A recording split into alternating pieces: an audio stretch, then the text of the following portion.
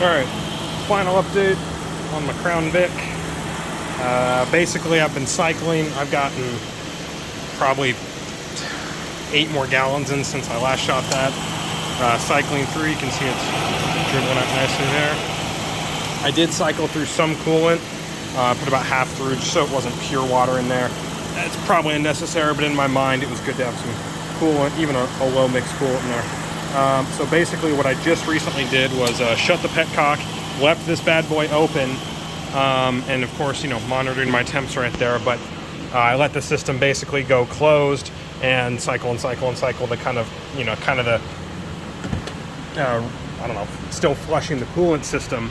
And I also got my goal there, back at 4 bars on the temp gauge. I noticed when I hit 4 bars there was after I closed the system up, and I hit, I think the highest I saw in here was 200, and that was 200 without the AC on, so the radiator fan wasn't kicking on.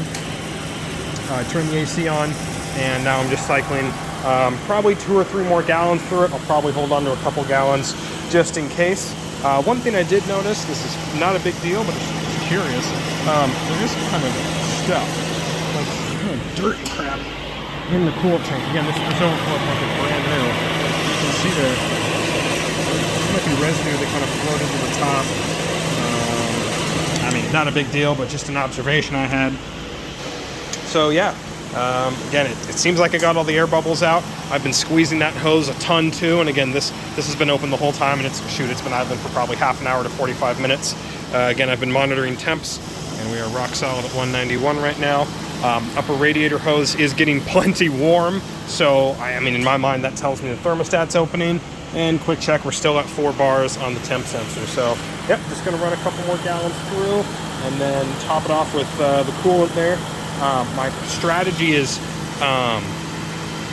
once I run probably 2 or 3 more gallons through, I'll start putting in straight coolant. What I've done in the past is basically with the petcock open, as far as I understand, you'll lose about 2 gallons. So the system is about 4 gallons. If you have mostly water, let's call it 95% water in there, you dump 2 gallons, you would then add 2 gallons of antifreeze to get to roughly 50-50. I think my plan here to avoid any further air bubbles is to keep running some water through, and then coming up here soon, I'll just start adding straight coolant.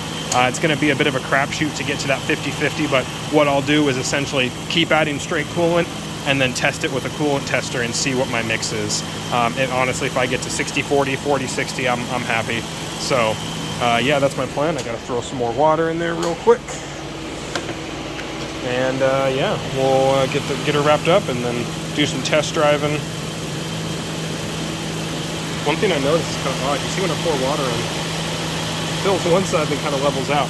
And this funnel has a bit of a tail on it, as you can see. And I've tried like turning the angle of the tail. I mean, it's not a big deal, it levels out, but I'm guessing there's a, you know, small channel.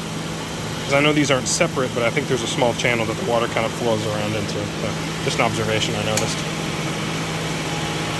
So yeah, doing good. A couple more gallons, we'll wrap it up, and you can see it's coming out pretty clear compared to that crap I had before. So we're getting there.